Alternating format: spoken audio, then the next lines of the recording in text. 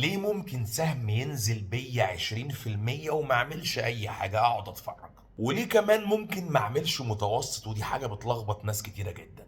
انا ماشي على المدرسة بتاعت الفاليو انفستنج بقالي 16 سنة بعد 5 سنين من التخبيط. في الاول كان في 5 سنين بهدلة في الاول.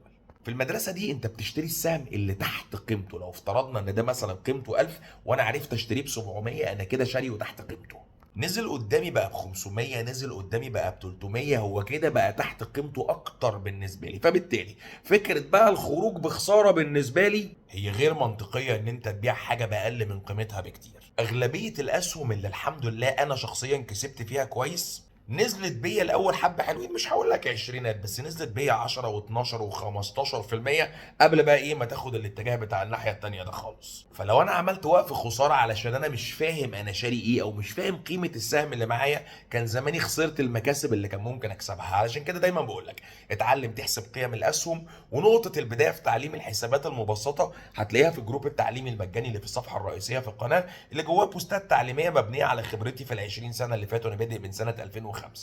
وجواه برضو وجهة نظري الشخصية في بعض الأشياء، وهذه ليست دعوة للشراء ولا دعوة للبيع، وهذه ليست نصيحة مالية. طب ليه ممكن ما اعملش متوسط؟ لأن كل سهم ليه وزن نسبي معين في المحفظة بتاعتي بناء على حسابات المخاطرة بتاعت السهم وبتاعت القطاع. ما اقدرش ان انا سهم معين او قطاع معين ارفع نسبته فوق نسبة معينة. فلو حصل فعليا ان سهم نزل بيا 20%، برجع اشوف مخاطرة السهم ده عامة هي ايه، واشوف وزنه النسبي من المحفظه النهارده يتيح لي ان انا ممكن ازود فيه اكتر ولا لا. لو لا بحتفظ وانتظر ما بعملش حاجه. وحتى وان كان السهم ده فيه روم ان انا ازود في الوزن بتاعه، لازم ابص على وزن القطاع نفسه كمان من المحفظه. هل القطاع ده اصلا ينفع يبقى عندي فيه اكتر من كده في توقيت زي ده ولا لا؟ يا جماعه اداره المحفظه هي فيها فن وعلم كبير جدا. الموضوع مش فهلوه واقسم على اسهم بالتساوي، او الاسوأ اخلي محفظتي سهمين ولا حتى سهم واحد. عايز تتعلم تحليل الاسهم والاسواق الماليه بطريقه محترفه، هتلاقي نقطه البدايه في الجروب التعليمي المجاني اللي في الصفحه الرئيسيه في القناه.